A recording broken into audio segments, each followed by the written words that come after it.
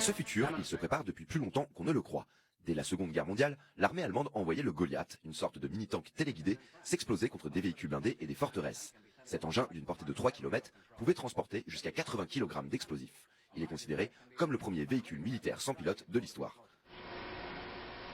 C'est surtout dans les années 90, avec l'apparition des drones, que la robotisation prend du grade dans les armées, et spécialement dans celle des États-Unis, qui en sont les plus grands utilisateurs.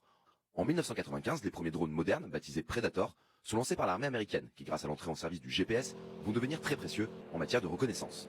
Mais c'est en 2001 que l'ère du drone de combat débute véritablement. En réponse aux attentats du 11 septembre, l'armée américaine envoie en Afghanistan le premier drone d'attaque. Le 7 octobre 2001, son tir de missile tue 2 des gardes du corps du Mollah Omar, le chef des talibans. Les drones ont depuis conquis les airs, mais sur terre, d'autres machines ont fait leur apparition. Ces robots, ils se sont répandus dans l'armée américaine pendant la guerre d'Irak, au départ pour le déminage. Ils n'avaient alors aucune fonction offensive et étaient télécommandés. Mais le châssis a depuis été équipé d'une mitraillette. Car comme le rappelle l'ancienne prix Nobel de la paix Jody Williams, tout ce que les États-Unis développent dans le champ militaire, ils comptent l'armée. Et c'est ça qui constitue les prémices du futur combat système, la nouvelle doctrine de l'armée américaine. Elle vise à utiliser un nombre massif de véhicules de combat entièrement automatisés. Le traumatisme de la guerre en Irak, qui a fait plus de 4400 morts parmi les soldats américains, a largement contribué à l'idée que les machines allaient remplacer les hommes. Les experts estiment ainsi que d'ici 20 à 30 ans, toutes les grandes armées seront équipées de robots de combat. Mais à la frontière démilitarisée entre les deux Corées, un robot tueur est déjà en service depuis 2013. Le sud-coréen SGR-A1, développé par Samsung et surnommé l'infatigable, opère de jour comme de nuit. Ce robot sentinelle, armé d'une mitraillette et d'un lance-grenade, a été conçu pour remplacer les soldats. Il peut repérer des intrus et les abattre sur ordre d'un opérateur humain. À terme, il pourrait même prendre la décision de faire feu en totale autonomie. Vous avez déjà pu apercevoir les prouesses des robots quadrupèdes développés par l'entreprise Boston Dynamics avec des machines capables de courir, sauter, réaliser des saltos ou même d'ouvrir des portes. Mais derrière ces gentilles vidéos qui font des millions de vues sur YouTube se cache la première vocation de Boston Dynamics, qui est de concevoir des robots principalement formés à l'art de la guerre, et cela en association avec le département de l'armement des États-Unis. Selon une étude du cabinet américain Wintergreen Research, le marché mondial des robots militaires terrestres pourrait atteindre plus de 10 milliards de dollars en 2021. De quoi aiguiser l'appétit des constructeurs qui multiplient les innovations. Selon moi, la concurrence internationale pour la supériorité en matière d'intelligence artificielle sera presque certainement la cause d'une troisième guerre mondiale. En un tweet, le très écouté Elon Musk, le patron de Tesla et de SpaceX, a posé les bases d'une crainte que partagent de très nombreux observateurs. Et si ces robots, sur la base de modèles mathématiques, avaient le droit de vie ou de mort? Et si ces robots remettaient en cause le droit de la guerre et les principes du droit international humanitaire? Si on regarde bien l'histoire, la course aux armements de pointe a toujours été un véritable défi pour les nations. Pour l'ONU, il s'agit aujourd'hui de trouver une définition précise et une régulation des armes autonomes.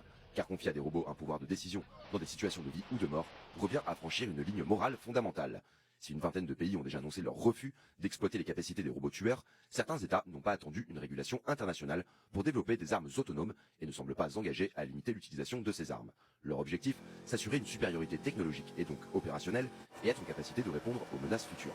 Vladimir Poutine confiait d'ailleurs récemment que le pays leader en matière d'intelligence artificielle serait le maître du monde. Искусственный интеллект – это будущее не только России, это будущее всего человечества. Здесь колоссальные возможности и трудно прогнозируемые сегодня угрозы. Tот, кто станет лидером в этой сфере. Des chercheurs des universités d'Oxford et de Yale estiment qu'avec l'intelligence artificielle, les machines finiront indéniablement par rattraper les capacités humaines.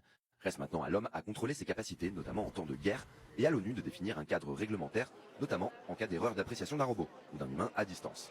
À l'issue des premières réunions, la perspective d'un traité régissant leur utilisation restait lointaine. Le phénomène a déjà été pointé avec les pilotes de drones, pour lesquels le fait d'agir derrière un écran et à distance peut entraîner des erreurs de jugement ou un sentiment d'impunité. Abort? Negative. Et le dossier Drone Papers, dévoilé en 2015 par le site d'investigation The Intercept, est accablant.